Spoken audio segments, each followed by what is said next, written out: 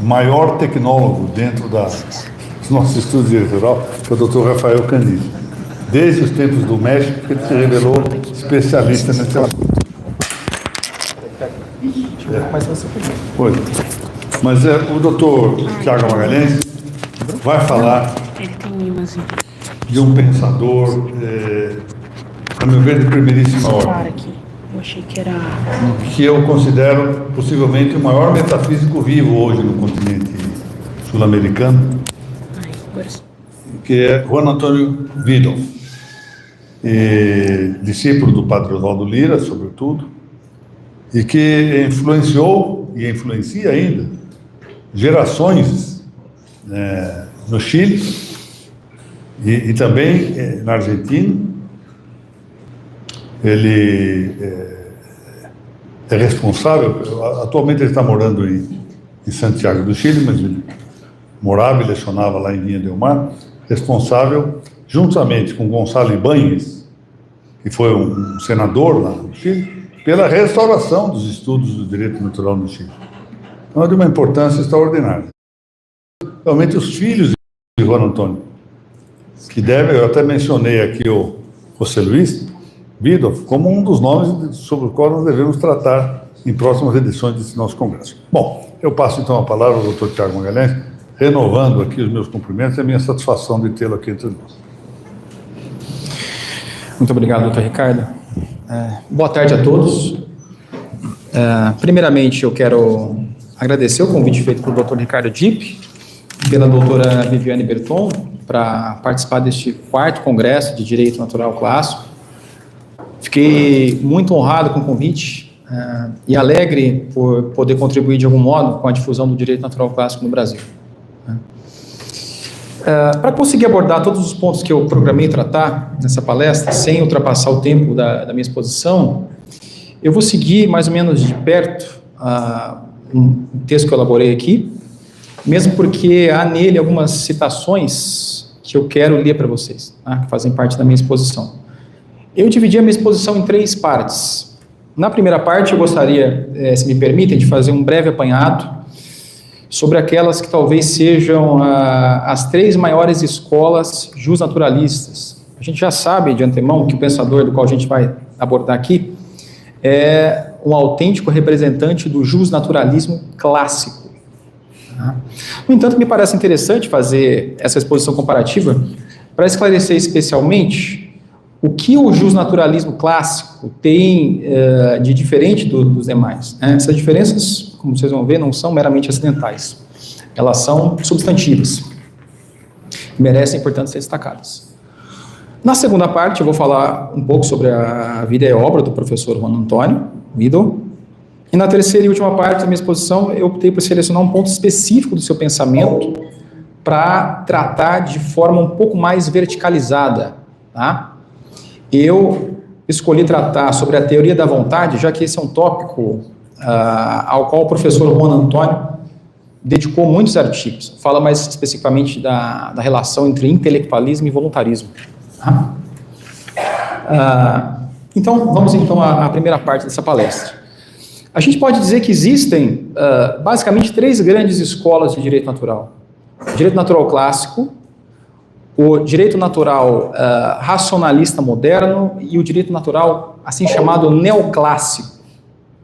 São encontradas algumas variações dentro de cada uma dessas escolas, mas eu penso que essa divisão é pertinente, porque ela leva em conta o que cada uma delas tem em comum, para usar uma terminologia aristotélica, o seu gênero próximo, e as suas diferenças específicas. Não é o meu objetivo aqui aprofundar todas as diferenças. Eu vou me ater a expor as que eu considero mais marcantes, tá? Eu acredito que uma boa maneira de a gente visualizar as semelhanças e as diferenças que há entre essas escolas, que permite catalogá-las como justnaturalistas, é a gente utilizar um critério proposto por um renomado justpositivista brasileiro, que é o Dimitri de Moles. Ele classifica as diversas correntes da filosofia do direito segundo 2 critérios. Primeiro, quanto à origem do direito, e segundo, quanto à relação entre direito e moral. Embora a preocupação do de Moles seja catalogar as diversas correntes juspositivistas, a classificação que ele propõe ajuda a gente a entender onde que o justnaturalismo se situaria aí nessa catalogação, tá? Então, segundo a origem do direito, duas vertentes jusfilosóficas se sobressaem, a monista e a dualista. Para a monista, e aqui eu cito o próprio de Moles, literalmente, o direito é um conjunto de normas formuladas e postas em vigor por seres humanos. Fecha aspas. O que isso significa? Significa que, segundo a concepção monista, está excluída a possibilidade de haver normas jurídicas que não decorram da vontade de um legislador humano. Tá? A única fonte do direito, portanto, é a vontade do legislador humano. E diz também o de Moles, o positivismo jurídico, no sentido amplo, se define de forma negativa a partir da categórica e absoluta exclusão do direito natural da definição de direito suficiente. Bom, como bom positivista que é, ele não podia pensar de maneira diferente, né?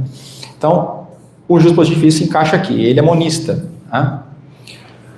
O dualismo, em contraste, considera que o direito pode ter origem também em outras fontes, tá? Para além da vontade do legislador humano, como a natureza humana e Deus. E o justnaturalismo se encaixa aqui, ele é dualista, tá? Sobre a relação entre direito e moral, eu teci várias considerações aqui, mas como eu penso que esse critério não seja propriamente adequado, porque ele leva à conclusão de que as diversas correntes muito variadas, né, como por exemplo o justnaturalismo, o pós-positivismo e o neoconstitucionalismo, este último o Dr. Ricardo Dipp chama de direito natural da pós-modernidade, em um artigo publicado em 2012 na revista Knat, ele acaba colocando no mesmo balaio coisas que são muito diferentes, né? Sob o manto de moralismo jurídico, você chama lá de work em São Tomás de Aquino. Me parece, no mínimo, uma imprecisão, né? Para não dizer outra coisa. Então, esse critério aqui, eu vou descartar. Tá? Eu escrevi um monte de coisa a esse respeito, mas a gente vai se alongar muito se eu entrar nele. Vamos ficar só, portanto, com o primeiro critério. É oportuno tratar desse critério aqui, porque ele tem relação com um ponto específico que eu quero desenvolver na terceira parte dessa palestra, sobre o pensamento do professor Juan Antônio, que é a sua abordagem sobre a teoria da vontade. Tá? Muito bem, a gente traçou então a principal semelhança que há entre essas escolas. Elas consideram que há outra fonte do direito para além da vontade do legislador, a natureza humana e ou Deus. E aqui eu adicionei essa conjunção, essa disjunção não foi de propósito, vocês vão entender por quê, logo na sequência. Tá? Mas essa seria então a semelhança, né? Aquilo que faz com que essas escolas sejam consideradas justnaturalistas. E quanto à diferença? O que elas têm de mais marcante, né, que as diferencia? Eu considero que a principal diferença entre essas escolas está na sua relação com a metafísica. Para o justnaturalismo clássico, o direito natural não pode ser compreendido sem uma base metafísica. A metafísica é a base do direito natural. E isso muda radicalmente com o advento da modernidade. O ponto de inflexão, me parece aí, é Hugo Grossos e a sua famosa hipótese ímpia. Uma hipótese que ele enuncia lá no Direito da Paz e da Guerra e que é enunciada nesses termos: os assuntos humanos não são objetos dos cuidados de Deus, diz Grossos. Grossos, como a gente sabe, ele viveu uma época marcada por conflitos religiosos. Seu pensamento costuma ser descrito pela preocupação de elaborar uma doutrina que fosse capaz de encontrar, digamos assim, um máximo denominador comum ético entre os diversos povos, né, independentemente de credo, de fatores culturais, etc. Em outras palavras, uma ética universal. E Grossos viu no direito natural o instrumento ideal para alcançar esse objetivo, né, e por isso ficou conhecido por dar início a um processo de secularização do direito natural. Essa ideia se difundiu entre os justnaturalistas subsequentes, se tornou predominante, a gente pode afirmar, e é reverberado, inclusive, por teóricos contemporâneos, como os teóricos da Neo-Natural Law, etc. Né? Mas não só isso, ela aparece inclusive no documento da Igreja Católica. Vejam, por exemplo, o documento intitulado Em Busca de uma Ética Universal, Novo Olhar sobre a Lei Natural, de 2008, elaborado pela Comissão Teológica Internacional. Tem um artigo crítico da Lavra do professor Juan Fernando Segovia, outro grande pensador contemporâneo do direito natural, já mencionado aqui pelo Dr. Ricardo, né, na abertura desse congresso, publicado na revista Vera, dirigida pelo professor Miguel Ailson, há mais de 50 anos. A passagem que eu vou ler aqui abaixo, eu retirei desse artigo do professor Juan Fernando Segovia, e traduz bem essa ideia de como o secularismo, o laicismo penetrou e está presente em um documento da Igreja Católica que trata especificamente da lei natural. Então, diz Segovia: é verdade que, desde logo, o documento afirma que a ordem política deve estar aberta à procura de Deus, da verdade, da justiça, mas no quadro do legítimo e são laicismo do Estado. Palavras do próprio documento que ele retira, né? Que se baseia na distinção entre a ordem sobrenatural e a ordem política. Assim, a cidade não está ligada à ordem da graça, mas ao âmbito da ética humana universal, palavra que também aparece no documento, expressão. Aí continua o professor Segovia: mas se a ética universal se baseia na lei natural, e esta nada mais é do que a participação das criaturas racionais na lei divina, como podemos legitimar uma ética universal puramente civil, que não tem fundamento adicional na lei eterna? Como afirmar o cumprimento da lei natural na lei do amor, se este amor for apenas humano e não se sustentar, como manda o Evangelho, na amizade com Deus, que é o verdadeiro amor? A crítica me parece irretorquível. Mas voltando lá ao Grotius, eu gostaria de fazer aqui uma observação.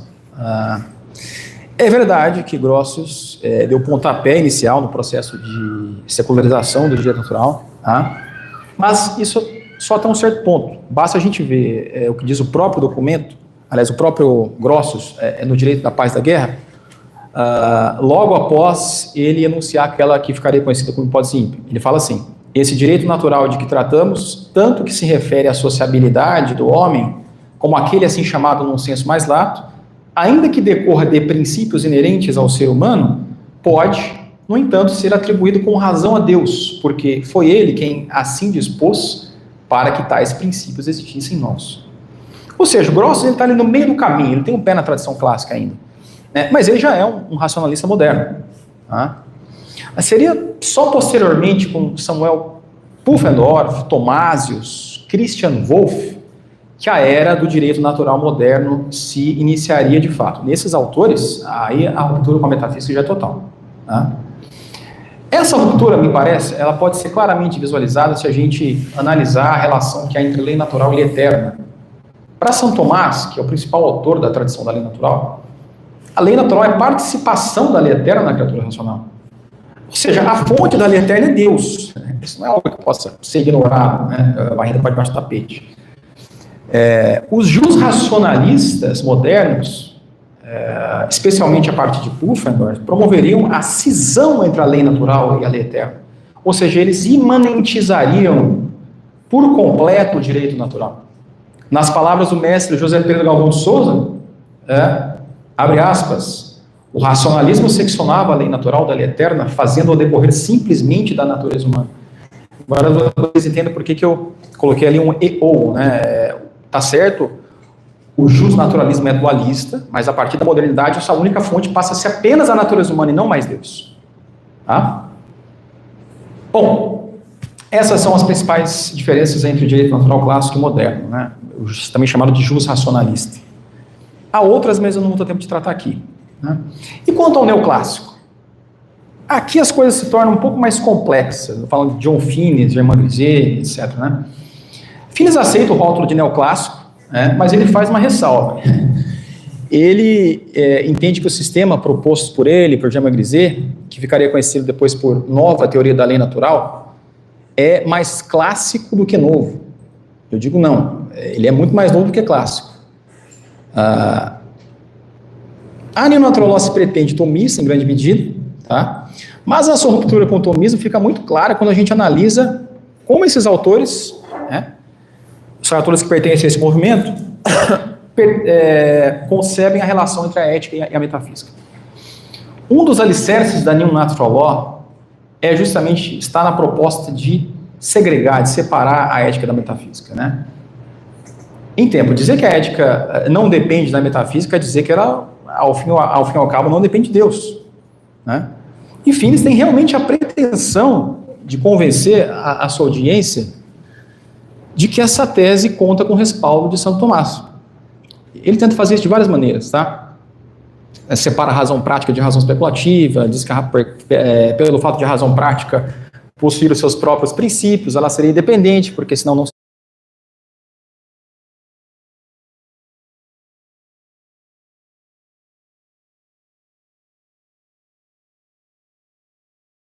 seriam princípios. Se você tiver que apelar a um conhecimento especulativo da natureza humana, você vai estar fazendo uma regressão, né? Então não seriam princípios, etc.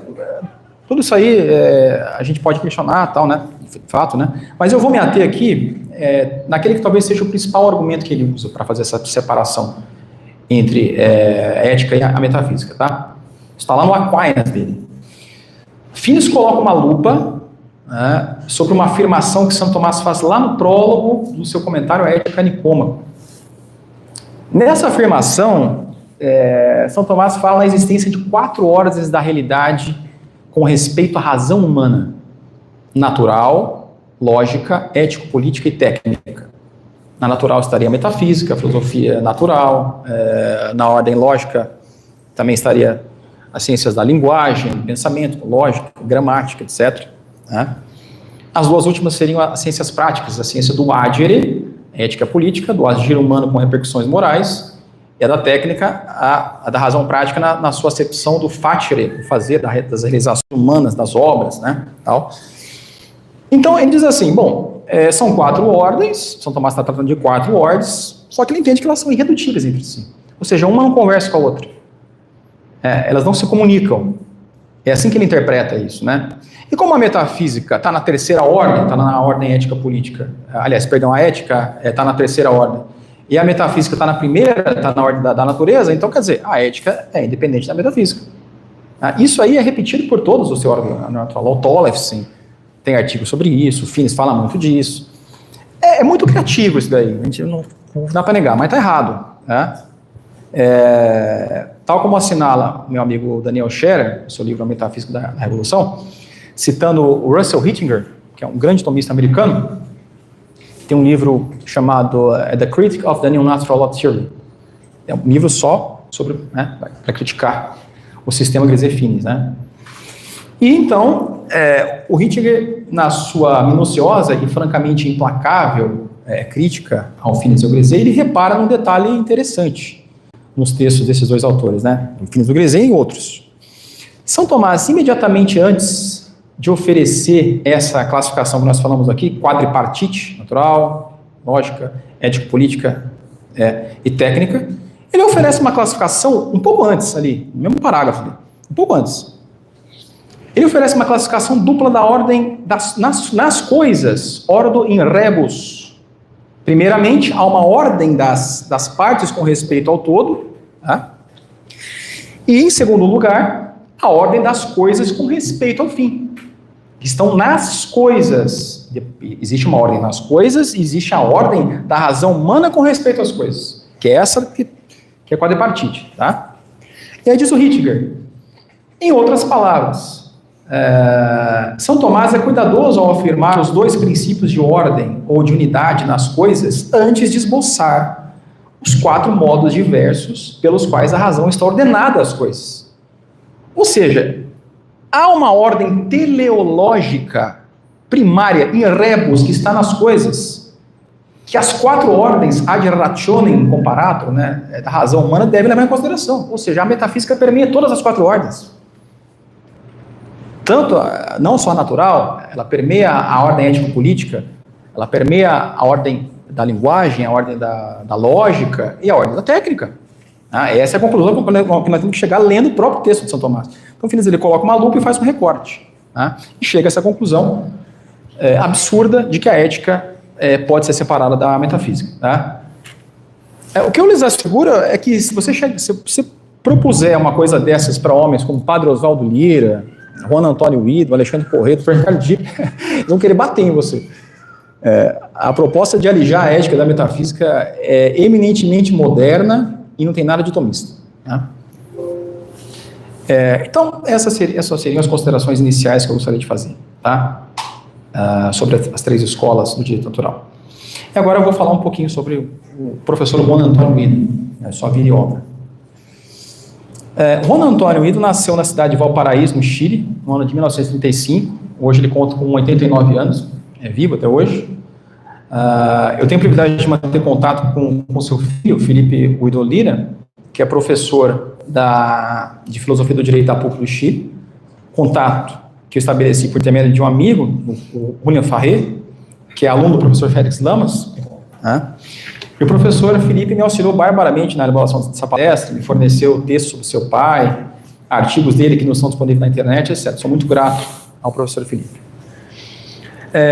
Juan Antônio é um dos discípulos mais destacados do padre Oswaldo Lira, como mencionou o Dr. Ricardo Dipp, e que vai ser abordado aqui, né, cujo pensamento vai ser abordado pelo Dr. José Roberto Demi, agora na sequência, né?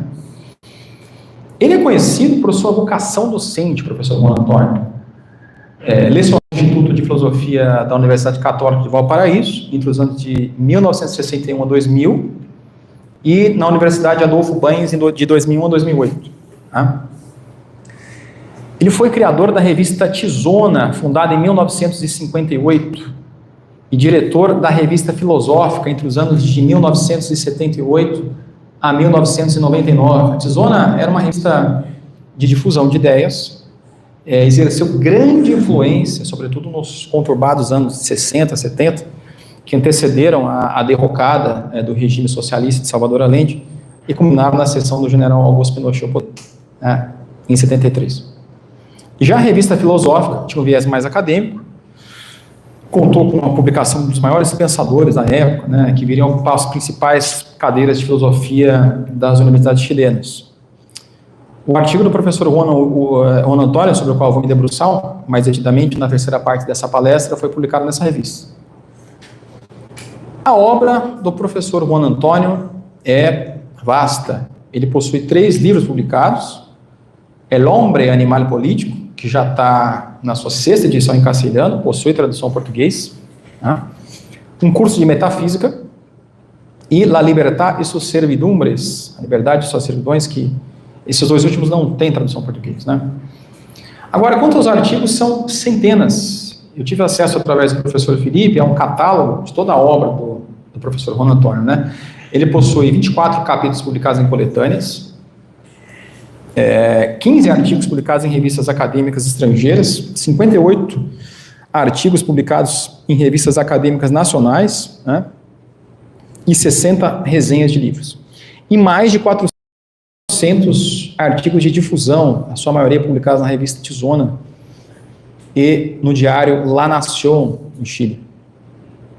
Sob a coordenação do professor Miguel Ayuso, e outros autores, em 2011, foi editada uma obra coletiva intitulada Estudios en Honor de Juan Antônio Ido, que contou com a participação de seus alunos, amigos próximos, né, etc. Há belíssimos relatos ali sobre o professor Juan Antônio, que atestam a sua influência como professor, enfim, e a sua influência exercida, né, sobre toda uma geração de pensadores. Juan Antônio foi, desde seus tempos de estudante, um homem muito comprometido com a vida política. Tá? Quando a gente pensa em envolvimento político, logo nos vem à mente um envolvimento quase que puramente passional, algo ideologizado, né? Definitivamente não era esse o caso do professor Juan Antônio. Veja como o professor Felipe Guido, na apresentação que ele escreveu do livro El Hombre Animal Político, descreve o comprometimento político do seu pai. Um comprometimento, abre aspas, desideologizado e sem paixões desenfreadas, que não é o mesmo que desapaixonado, racional à sua maneira e sobrenatural em seu sentido mais íntimo. Muito bonito, né? Homens como o professor Juan Antônio e seu mestre imediato, o padre Oswaldo Lira, continua dizendo aqui o professor Felipe, né? Não procuraram submeter a política a um sistema cerrado de ideias, equipado com todas as fórmulas práticas necessárias para a vida em comunidade. Não se tratava também de hastear a bandeira contra-revolucionária para abraçar o conservadorismo ou o liberal capitalismo. Tratava-se antes de denunciar a falsidade de todas as fórmulas ideológicas e lutar para recuperar o espaço dos argumentos racionais baseados em princípios universais. Princípios que não são fórmulas práticas, mas enquanto princípios são chamados a iluminar a deliberação e não a substituir a prudência. Tratava-se de pensar nas possibilidades de realização concreta da ordem política natural e, sobretudo, a sua integração à ordem sobrenatural. Esses homens sabiam que não há esperança intramundana. Que a nossa única esperança é que nosso Senhor volte e volte logo. A essa tarefa, que não poderia ser mais nobre, o professor Juan Antônio se dedicou de corpo e alma. No livro El Hombre, Animal Político, a gente vê claramente o professor Juan Antônio realizando essa empreitada. O livro é fruto da sua experiência acadêmica e também da sua experiência prática na política. E o seu objetivo é prático. Ele parte do pressuposto que a ação, para ser reta, deve estar fundada na contemplação das verdades mais universais. E é justamente disso que trata o livro, dos princípios universalíssimos da política, e não dessa política chã, rasteira. Como diz o próprio professor Juan Antônio, no prólogo da primeira edição do livro, o seu objetivo era abrir as cabeças ideologizadas para que pudessem ser fecundadas pela consideração do real. Nada mais aristotélico tomista do que isso. É um desafio. É uma tarefa que já era difícil na época que o professor Juan Antônio publicou a primeira edição do seu livro, há 40 anos, e é mais difícil hoje, né? A gente vive, como ressalta o professor Felipe, citando Bento XVI, a era da rebelião contra Deus Criador. Nos dias de hoje, as ideologias não prometem mais, ou apenas, a libertação das injustiças, das guerras, da fome. Agora, que elas prometem ao homem a libertação das supostas amarras, dos grilhões de sua própria natureza. Já não se trata mais de uma questão de expulsar Deus do espaço público, ou da discussão moral, já foi expulso há muito tempo, né? Inclusive por filósofos católicos que se pretendem tomistas. Agora se trata de tentar apagar todo e qualquer vestígio da ação criadora e providente de Deus. E é por essa e por outras razões que a defesa do direito natural clássico é mais necessária do que nunca. Essas foram, então, as breves considerações que eu teci aqui sobre a vida e a obra do professor Juan Antônio Wilde. Agora eu quero me debruçar sobre um ponto específico do seu pensamento, referente aos estudos sobre a teoria da vontade, a qual ele dedicou muitos escritos. Eu selecionei aqui um artigo dele especial para abordar, cujo título é Santo Tomás, los orígenes del voluntarismo moderno. Eu selecionei esse artigo por duas razões. A primeira é que o problema concernente à relação entre razão e vontade é central no jesuitanismo. O segundo é que esse artigo do professor Juan Antônio está, para minha alegria, em sintonia com um artigo meu que foi publicado há alguns meses num site americano, na revista Tomística, em inglês, tá? Em português o título seria o seguinte: Lei Natural, Arbitrariedade Convencional, Scotto, Ockham e as origens remotas do positivismo jurídico. A tese de que as origens remotas do positivismo jurídico estariam na reação voluntarista que Dan Scott e Guilherme de Ockham empreenderam ao chamado intelectualismo aristotélico tomista é bastante discutida entre os justalistas. Há muitos autores que tratam disso. Eu tomei no meu artigo, como ponto de partida, as reflexões de Hervada a esse respeito. E o que eu procurei fazer de diferente, até certa medida, foi abordar essa tese desde uma perspectiva mais específica, que me parece ainda não havia sido bem explorada, que nos permite concluir com segurança como o voluntarismo, né, de Scotto e de Oca, que é mais radical, né, representam, né, ao fim e ao cabo, a destruição do direito natural. Eu analiso ali, então, como o voluntarismo impacta a relação entre as leis natural e a lei humana, e a lei natural e a lei divina. Tá? Aqueles que já têm uma noção de direito natural sabem que Aristóteles foi o primeiro filósofo a tratar de forma clara, pelo menos, tá, da distinção entre justo natural e justo convencional, lá no livro 5 da Ética Nicômaco. E por isso mesmo ele é considerado o pai do direito natural. Né? Em que consiste, então, o justo natural e o justo convencional?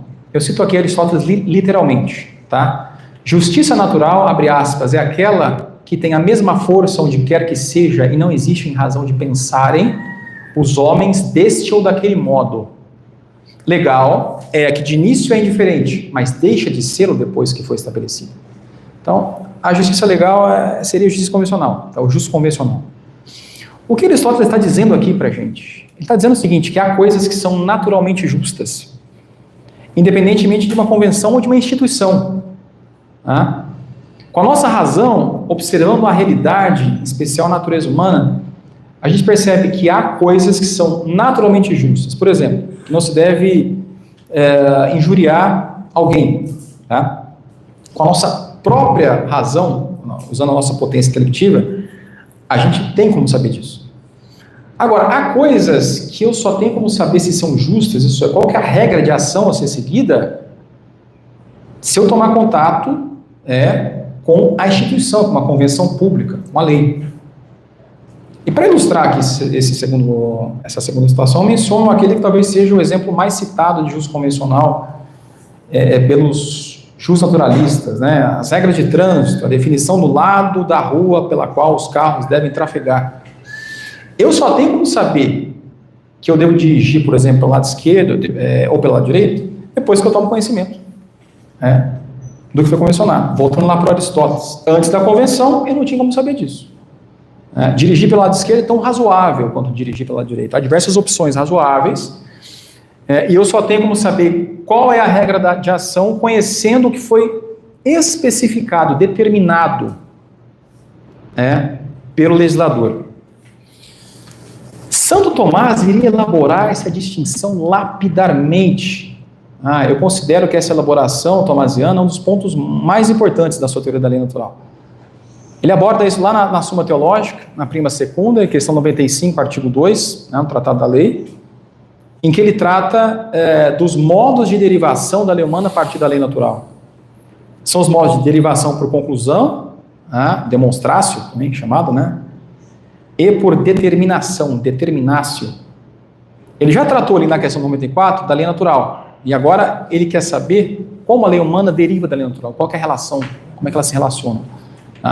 Antes de falar desses dois modos, São Tomás ele coloca uma regra geral e absoluta. Toda lei humana, para ser lei, tem que derivar da lei natural. É dizer, ela precisa ter todos aqueles elementos essenciais da lei que ele definiu lá na questão 90, no começo do Tratado da Lei. Uma ordenação da razão e não da vontade, voltada para o bem comum, promulgada por aquele que tem o cuidado da comunidade. Definição clássica de lei. Então, estabelecido esse princípio geral, então, ele diz que há duas maneiras de o legislador derivar a lei humana a partir da lei natural, mais especificamente dos seus primeiros princípios, que São Tomás chama de comuníssima, são as regras morais mais gerais, as universalíssimas, que todas as pessoas são capazes de captar a partir da simples apreensão dos termos envolvidos. O exemplo que São Tomás dá no próprio artigo 2 da questão 95, em que ele está tratando disso aí, dessa diferenciação, é muito elucidativo e eu vou mencioná-lo aqui, tá? Ele diz assim: derivam, pois, algumas coisas dos princípios comuns da lei da natureza ao modo de conclusão. Por exemplo, não se deve matar, como uma conclusão que pode derivar de a ninguém se deve fazer o mal. Qual a regra universal aqui? Qual é o preceito comum da lei natural que está em questão? Que não se deve fazer o mal. E qual a conclusão que se extrai disso? Que não se deve matar, porque matar é um mal. Então, você tem uma premissa maior, que não se deve fazer o mal, matar é um mal, premissa menor, conclusão que não se deve matar. Tá? Então, para a gente trabalhar com um exemplo aqui brasileiro, né, nacional, se o legislador realiza um raciocínio desse, né, silogístico, a gente tem um silogístico aqui que é típico desse procedimento da demonstrácio, né, o legislador, ele, por exemplo, ele edita o artigo 121 do Código Penal, né, que pune o homicídio. O procedimento de derivação por conclusão, ele corresponde a um justo natural aristotélico. Tá? Mesmo que o legislador não tivesse editado o artigo 121, nós saberíamos que matar é imoral, que é um mal. Tá? Ou seja, não depende de instituição. Claro, a lei humana, ela é editada por razões outras também, segurança jurídica, etc. Mas estou falando aqui do aspecto da moralidade especificamente, tá? Mas nós teríamos como saber que isso é uma imoralidade, que é um mal que deve ser evitado, independentemente de uma instituição. E é por isso que São Tomás diz, ali mesmo, que as leis humanas derivadas da lei natural, por esse modo aqui de conclusão, elas têm algo do vigor da lei natural. Nós temos como saber a regra de ação pelo só uso da razão, independentemente de uma instituição. Tá? E quanto ao segundo modo, que é o da determinação? A determinação, ela corresponde precisamente ao justo convencional aristotélico. Né? Partindo também da lei natural, veja, a lei natural é sempre o ponto de partida. Né? O legislador, ele vai se deparar com situações em que diversas regras de ação se mostram razoáveis. Pensem, por exemplo, no preceito comuníssimo, segundo o qual a segurança viária é um bem, deve ser buscado, exemplo que eu já citei aqui. Né? O que faz o legislador? Então, ele, a partir desse princípio comuníssimo, ele vai poder optar por determinar que os carros trafeguem pelo lado direito, pelo lado esquerdo da rua, etc. Como a gente já disse aqui, a gente só tem como saber como agir, qual é a regra de ação, tomando contato, nesse caso, com o que foi convencionado. E é por isso que, nesse caso aqui, São Tomás diz que as leis humanas derivadas da lei natural pelo processo de determinatio, elas têm apenas vigor de lei humana. Eu só tenho como conhecer o que é justo após a instituição, após que foi instituído. Então, há essa diferenciação aqui que é central na teoria atomista da lei natural. Tá? Esses dois processos de derivação aqui, conclusão e determinação. Percebam que, nesse segundo caso, o campo de atuação do legislador é muito mais vasto do que no primeiro. Isso é o mesmo que dizer que a vontade, embora esteja limitada pela lei natural, que ela sempre está, tá? Porque a lei é algo pertinente à razão, mas nesse segundo caso, o legislador, ele tem uma margem de atuação mais flexível, né? Um campo maior de atuação, coisa que não acontece já no primeiro caso, tá? São justamente as balizas colocadas pela lei natural, mesmo na derivação por determinação, vejam bem, mesmo na derivação por determinação, que impede que uma lei humana seja arbitrária e não corrupção de lei. Tá?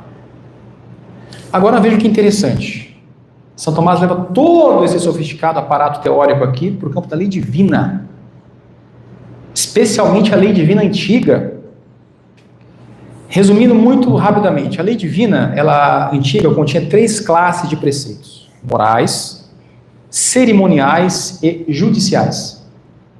Os preceitos morais são aqueles que São Tomás considera como os pertencentes à lei natural.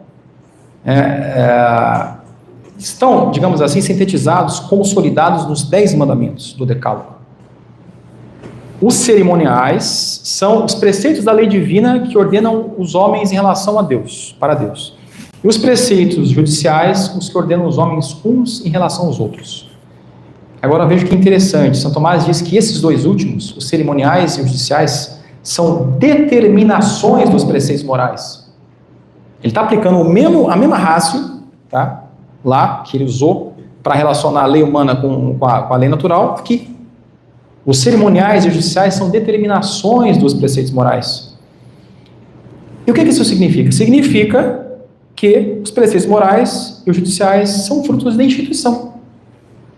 Eles estão no campo do justo convencional, divino, mas convencional divino. Ou seja, para obedecê-los, nós teríamos que ter acesso ao que foi instituído. E E essas regras instituídas, por pertencer ao campo do justo convencional, podem mudar, né? Como acontece, aliás, com as leis humanas derivadas da lei natural por determinação, né? Elas podem, inclusive, deixar de vigorar. Foi justamente o que aconteceu com os preceitos cerimoniais e judiciais, né? Eles eram figurativos dos mistérios de Cristo, né? Nas palavras de São Paulo, a lei mosaica é o pedagogo que conduz os homens a Cristo.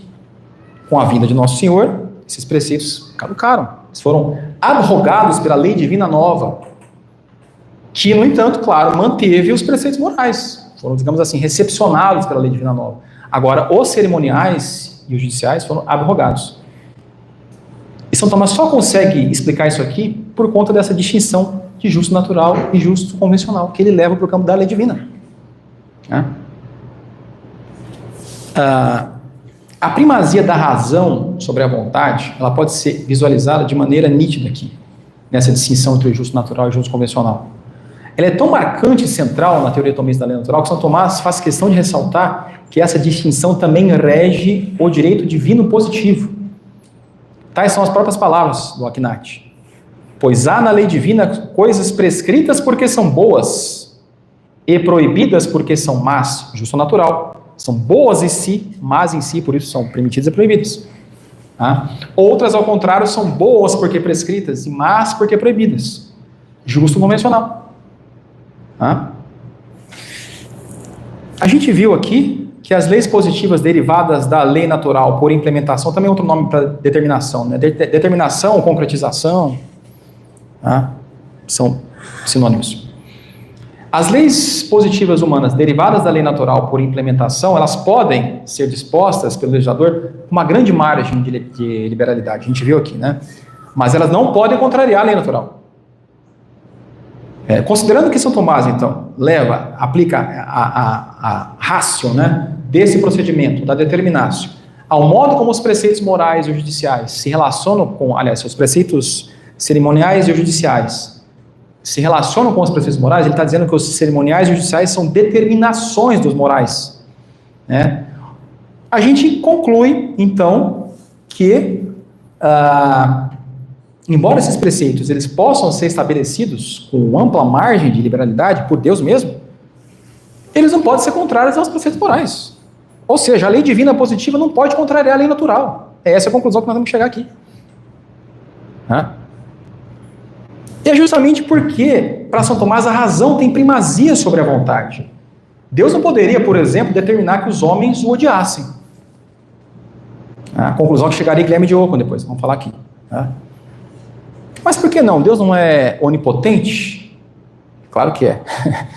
Aqui a gente ingressa numa discussão teológica complicadíssima sobre onipotência divina, tá? Mas por que me interessa aqui, eu acho que basta dizer que, para São Tomás, a onipotência divina compreende tudo aquilo que comporta a razão de possível ou de factível. Notem, São Tomás é claro, isso não é uma deficiência da onipotência divina. A onipotência divina não compreende, por exemplo, a possibilidade de negar o princípio de não contradição. Deus não pode determinar que uma coisa seja ou não seja ao mesmo tempo, sob o mesmo aspecto. Por quê? Porque isso não comporta a razão de possível ou de factível. Se quiserem se aprofundar um pouco mais nisso, está na Suma Teológica, primeira parte, questão 25, artigo 3. Tá?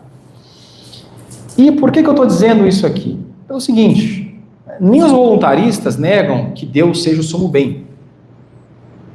Ora, mas se ele é o sumo bem, e o bem é aquilo para o qual todas as coisas tendem, todas as coisas, em última instância, tendem para Deus, para o sumo bem, tá? Então, me parece contraditório que a onipotência divina abrange a possibilidade de que Deus determine que os homens o odeiem. E sendo uma contradição, não possui a razão de possível ou de factível. São Tomás, até onde a minha vista alcança, ele não chegou a dizer isso com essas palavras, tá? Mas eu acho que são conclusões que me parecem coerentes, tá? Creio que são pertinentes com seus ensinamentos. A postura filosófica, então, que considera que a razão é a principal potência humana e que a vontade está submetida a ela, é chamada de intelectualismo, tá? Que é atomista, aristotélico tomista.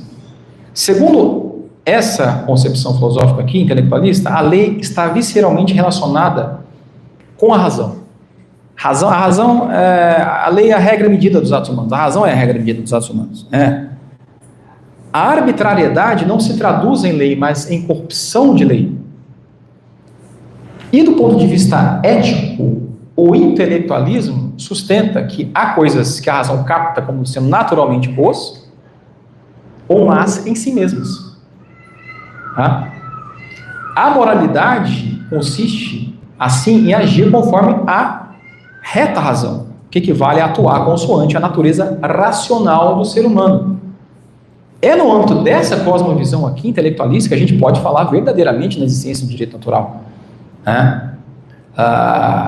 Por quê? Porque o bem e o justo serão naturais se a razão expressar o que em si é bom, na forma de mandado, e mal na forma de proibições. Isso tudo quem fala aqui peguei bastante coisa do Hervado aqui, tá? E misturei com algumas coisas minhas aqui.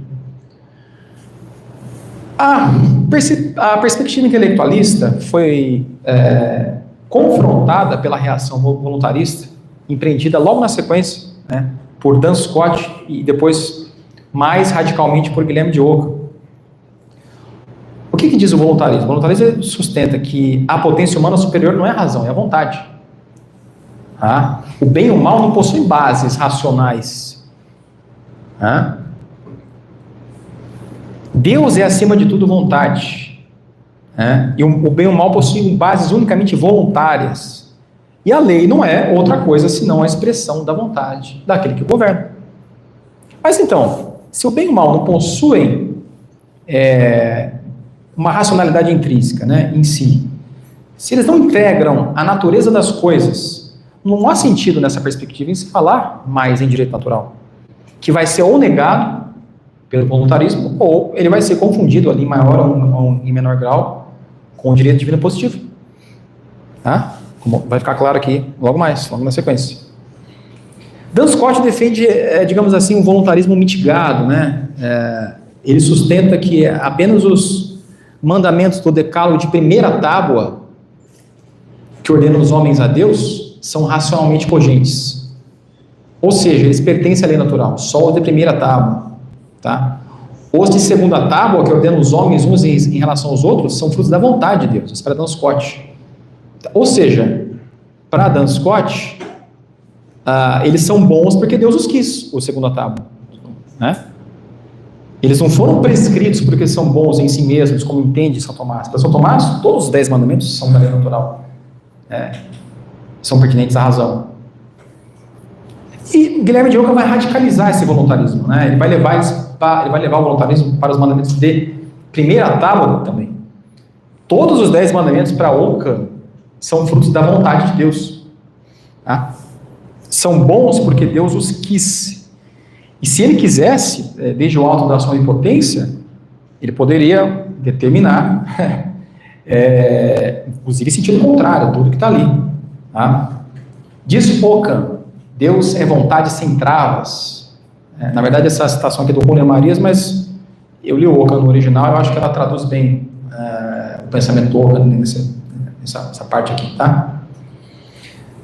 Agora percebam como isso é contrário ao ensinamento de São Tomás. Os 10 mandamentos, todos eles pertencem à lei natural.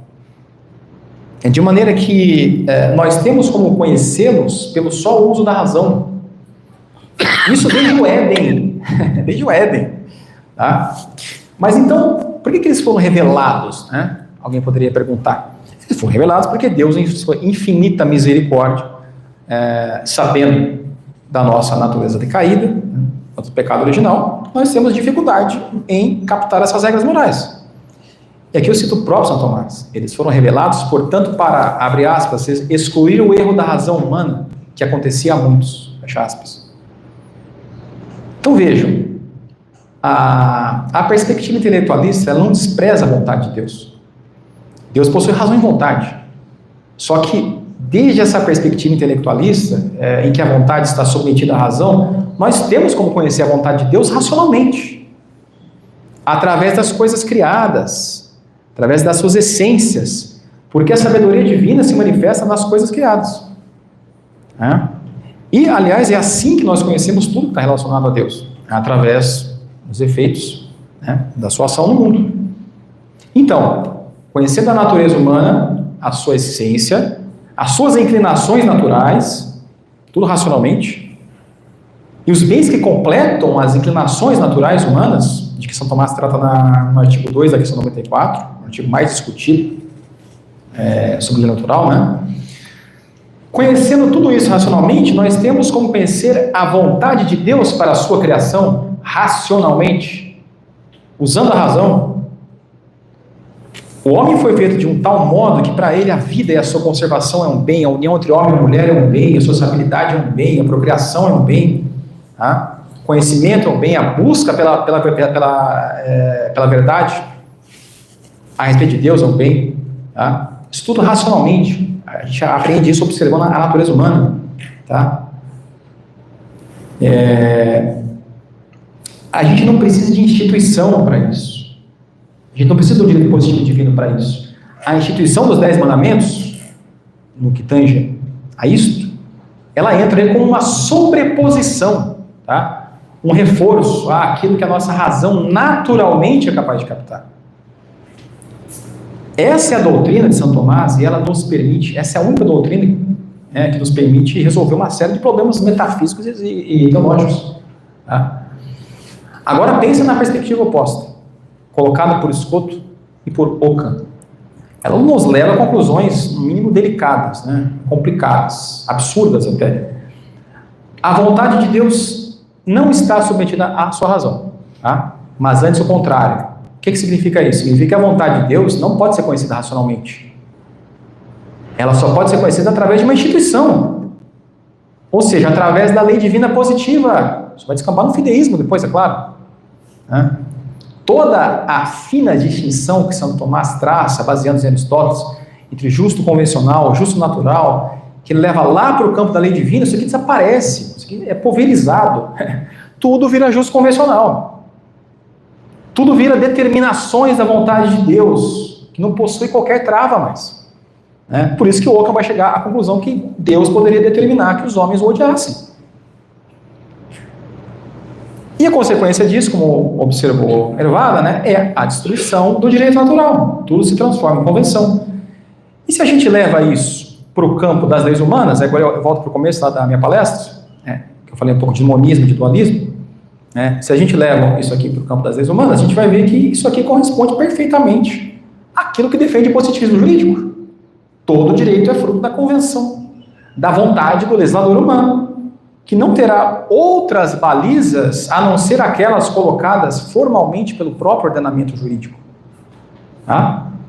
Não é escapatória. Ou a convenção é informada, é delimitada pela lei natural, por aquilo que é bom em si, e a nossa razão pode captar naturalmente, como acontece com as leis humanas derivadas da lei natural por determinação, tá? E com os preceitos cerimoniais e judiciais da lei divina antiga, que são determinações dos preceitos morais, e portanto são informados e delimitados por ele, ou a convenção será necessariamente arbitrária, que é o que acaba acontecendo na perspectiva voluntarista, em que tudo se dilui no justo convencional. Eu gostaria de encerrar aqui as minhas considerações citando as palavras do professor Juan Antonio Guido, nesse artigo aqui que mencionei no começo, Santo Tomás e los orígenes del voluntarismo moderno, que vão no mesmo sentido de tudo que eu expus até aqui. Tá? Diz assim o mestre Juan Antonio Guido: qual é a lei que determina o que é bom e o que é mal na conduta dos homens, se não há uma natureza comum que desde si mesma a imponha? A resposta de Ockham, seguindo as pegadas de Scott, não poderia ser outra. A única norma é a vontade divina, cuja liberdade só tem como limite a contradição, é dizer, a sua negação mesma. É-nos inútil, por conseguinte, buscar nas coisas a sua razão de ser, suas relações necessárias, suas causalidades. Tudo é fato singular.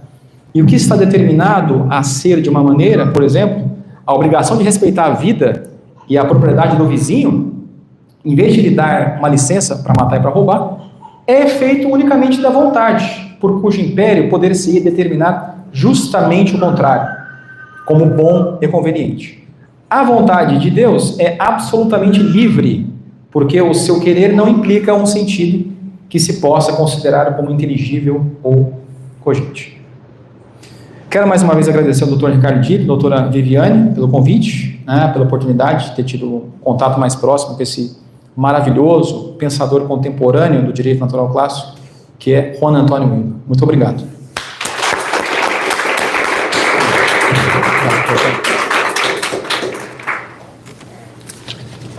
Muito bem, uma interessantíssima exposição. Eu queria aqui fazer duas observações muito rápidas. Uma, me parece que inteiramente de acordo com o que expôs o professor Tiago Magalhães, no sentido de que, quando São Tomás define lei em sentido geral, ele o faz de uma maneira tão precisa que permite aplicar-se a todo tipo de lei. As leis divinas, as leis humanas. As leis divinas, chamemos-las assim, natural, ou eterno, que no fundo são uma e mesma coisa, e as leis divino-positivas. E as humanas a todas elas, incluídas aquelas que nós costumamos chamar de regras, por exemplo, as regras familiares, as regras das corporações, etc. E aí tem um problema interessante, porque essa definição geral envolve necessariamente a promulgação. Pelo sentido óbvio, nós não poderíamos cumprir uma lei que nós desconhecemos, ser obrigados pelo próprio Deus a cumprir uma lei que desconhecemos. Então é o problema de como é promulgada a lei em relação ao homem, a lei natural em relação ao homem. E esse é um dos temas muito recentemente empolgados, de perto, pelo padre Reginaldo Pizzorni, na Itália. Ele se foca muito nisso, observando que, na verdade, a lei natural, vem dizer aqui, a lei eterna é intimada à natureza humana, ou seja, ela é comunicada à natureza humana, ou se nós quisermos, é promulgada naturalmente. E como se faz isso? Por meio da luz divina. A lei eterna, na verdade, é uma luz de que participa o homem. E assim nós temos o tema da promulgação.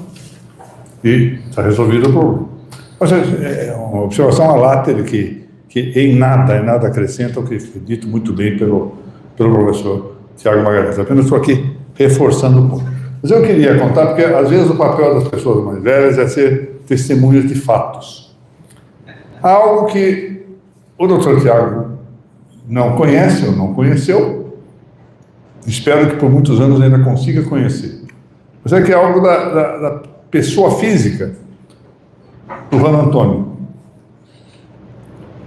E algo do traço, tanto social quanto intelectual dele, eu que convivi em muitas oportunidades com ele, tanto em Buenos Aires como no Chile. Primeiro, era um tipo alto, bastante alto, de voz muito grossa, socialmente extremamente educado.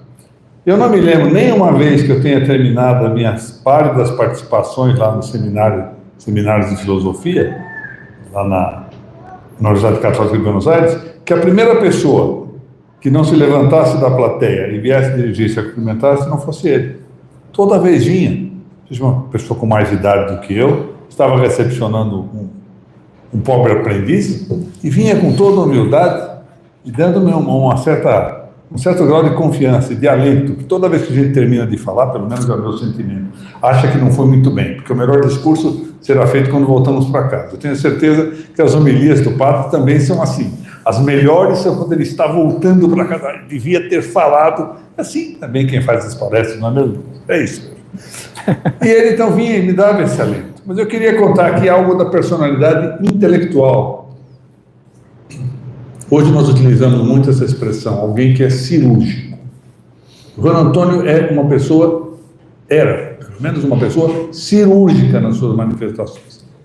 Então, estamos vivendo um período interessante. Estávamos na casa do Félix Adolfo Lamas, em La Herra. O Félix tanto mora em Buenos Aires, como também tem uma casa em La Herra, nas adjacências de Buenos Aires. E estávamos lá, quando se instalou uma discussão interessante acerca de uma canonização controversa. Então se estabeleceu um debate que durou horas, entre de um lado o Félix Lamas e de outro lado a Conchita, mulher do Juan Antônio.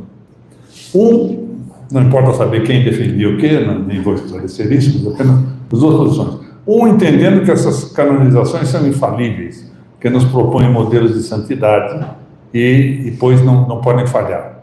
O outro defendendo exatamente o oposto, se valendo de um ou outro exemplo, particularmente do exemplo desse santo recentemente canonizado. Então, a briga estava bem estabelecida. Depois de horas de discussão, ouve-se a voz majestosa, curta e muito bem pronunciada pelo Juan Antônio. Os dois têm parte de razão. A canonização é infalível mesmo, mas ela pode ser pecaminosa. Como assim? Sim, é simples. Porque ele pode ter morrido santo, porque todo mundo que morre sem pecado mortal é santo, mas não deveria ter sido santificado porque não teve uma vida santa ao longo da vida. Santificou in extremis. Que interessante. Era esse modelo. Alguém que dava um dito harmonioso, final, para dizer em português, sim, cirúrgico, que eliminava a questão, aproveitando, olha como sempre fez Santo Tomás, aproveitando o que havia de verdade em teses que, no fundo, por excesso ou por deficiência, faltavam um pouco a verdade. Eu quero parabenizar mais uma vez o professor Tiago Magalhães e pedir a ele que se transforme aqui em um convidado permanente aqui das nossas reuniões. Uma honra, doutor Ricardo. Uma honra. Professor, muito obrigado. Temos um intervalo, doutor Guilherme? Não temos. Os senhores sabem que nós podemos fazer tudo menos desobedecer a doutora Guilherme.